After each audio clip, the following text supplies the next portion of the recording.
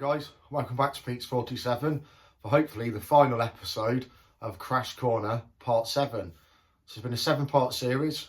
Hopefully all of you that have watched from the start can see where we start from a bare baseboard. We've worked up doing weathering the rocks, we've done the scenery on them, we've put the plaster Paris down, we've done the grass. Hopefully today I can get the aircraft in its final position, start doing a little bit more detail, start adding a bit more detail, start detailing the rails. And hopefully by the end of this video, there'll be something done which is Crash Corner completed. I'll still have a bit more scenery to do in that corner, and I'll be adding further details actually coming away from the corner. But for now, Crash Corner should be completed with the aircraft in its final resting place. I hope you've enjoyed this series. Hope you enjoy this final episode, and I'll speak to you all soon. Cheers. So I'm just doing some more gauze bushes here for over at Crash Corner. I'm starting with some 4mm patchy from WWS. I'm just breaking this up. As you can see, this stuff balls up, but you just simply pinch it with your fingers. It's really not an issue at all. It just breaks away quite easily. I've got a tiny bit of seafoam here. Spray some layering spray on that. Turn the box on.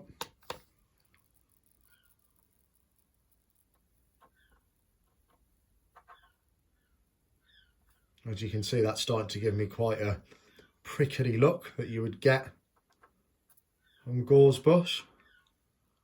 There we go.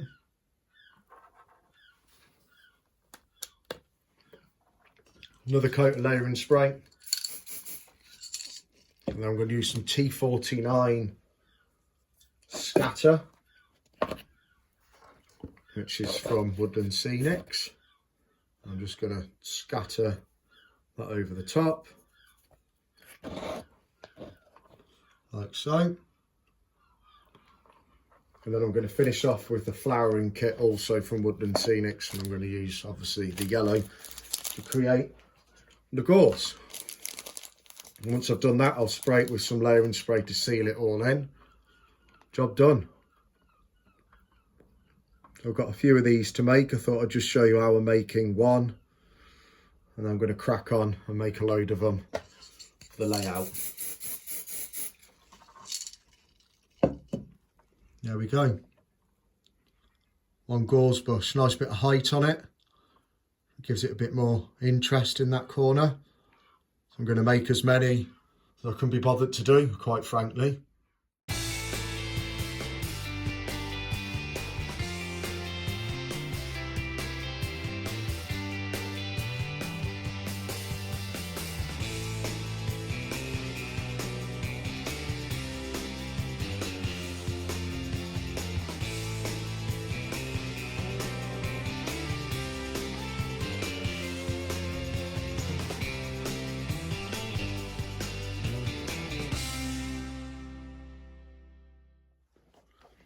So as you can see, I'm starting to get quite a bit for my debris fields now.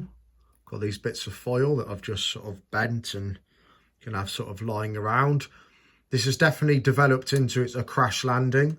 So I figured I will paint up the landing gear, and I can have at least one somewhere level with the layout. I've got to tweak the edge of this wing, but it's coming on, it's getting there. We've got the engine. Next task is weathering the glass and deciding which ones I'm going to have in and which ones I'm going to leave out. From a lot of the pictures I've been looking at, they tend to have the front one on.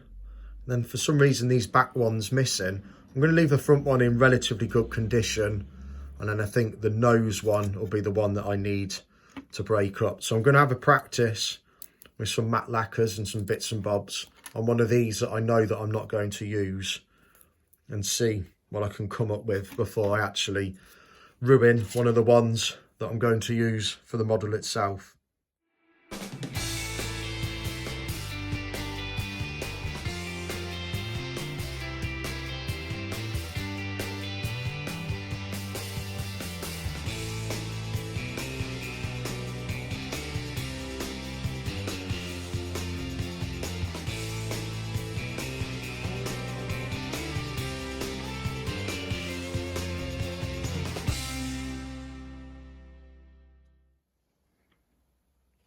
And it's not perfect, but at least it's got a frame now. Worth the effort, in my opinion. So a coat of matte lacquer over that has certainly gave me the look I was going for. Certainly weathered it, made it look like it's been there 3 or 4 years. So the front nose cone I'm now going to attempt to break, and then I'm going to paint just some of the cockpit up just to give it a bit more colour and detail in there, and I can start getting the glass on. I should look forward to that bit.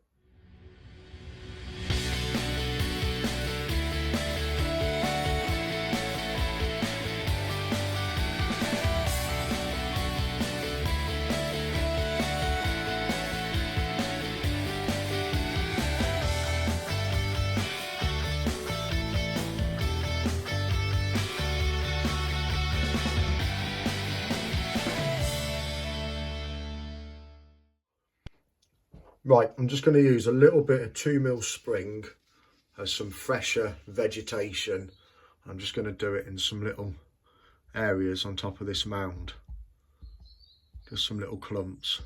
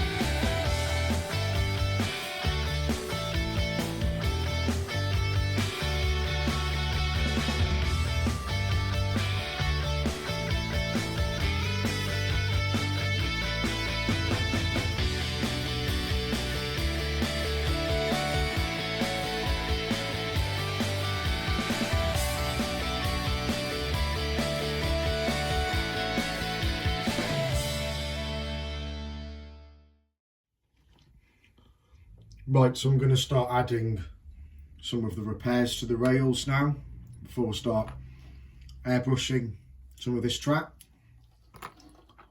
So I've just got some bent rails, and I've just bent these to sort of match each other, as if when the wing came down, the engine broke away, the wing hit somewhere around here.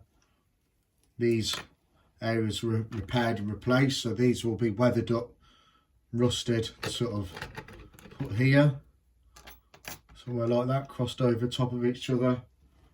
Signal box, I'll put that back.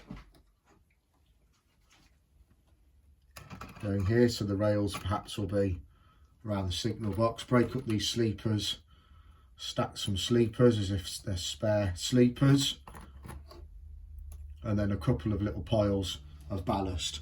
I think that should add further detail. So then the aircraft went down roughly here, so I need to weather all this as normal to about here, and have this as the rail repair section somewhere here. So this area a little bit cleaner, just in front of the signal box. In fact, I might just go from that join back to the next join, wherever it is, somewhere here, just to suggest that it's had a repair on this outside rail.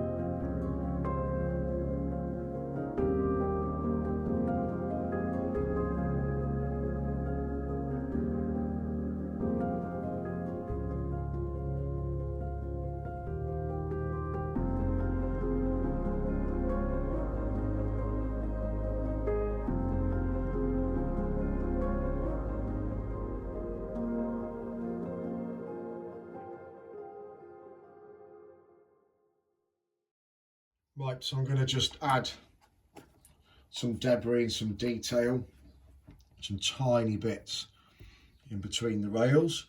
First of all, I'm going to use some black soot and sort of weather the area where perhaps some of the debris has landed. And then I'm going to move on, put the aircraft in, a bit more debris around the area, and hopefully begin to finish the scene before I move on to putting the grass in this area.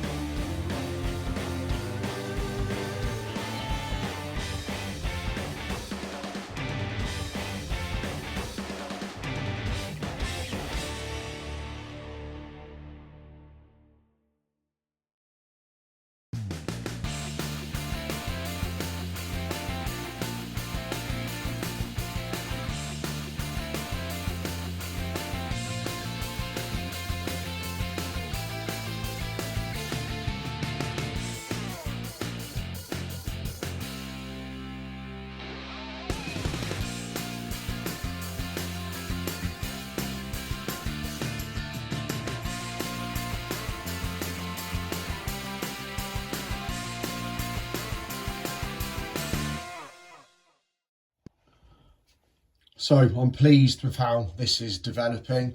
I need to tone down this weathering on here now. I'm thinking of maybe using a wash of like a white and a cream just to tone down these bits of black and these bits of rust, but try and make it look different to this inside rail. Also next, I need to now start adding some scores into this rock work just to replicate where the wingtip had caught it as it came into the landing. I think I might need to make these trees a little bit more obvious that they've been taken out as the bombers came down. I might even wedge a little bit of seafoam under this back end just to give you the impression that it's sort of dragged the tree underneath it as it goes. And then also I need to put some green moss over the cockpit glazing and just try and weather that down a little bit. And I don't think it's too far off. So I've got some isopropanol and I've put some white and a little bit of yellow paint into it. I'm just going to dab it over these black marks and just try and tone them down a little bit so they're not as harsh. I've got a brush here as well just to wipe it off the sleepers as I go.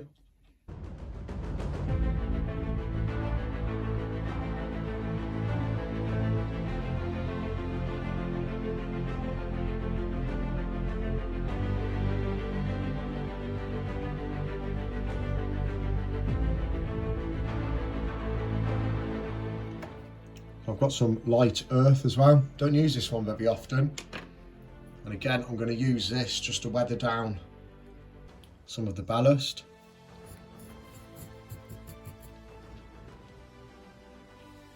Trying to maintain a different level of weathering to this inside edge, inside line.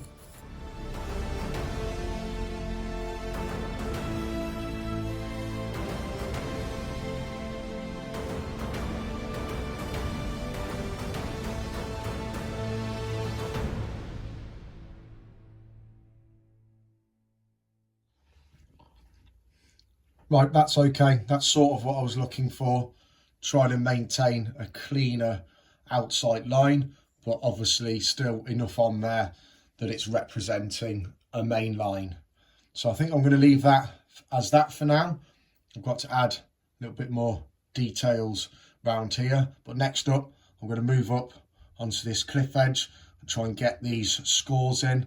And then I'm going to use some white weathering powder and try and put some dust and just some limestone dust and marks on these wing tips just to add further detail.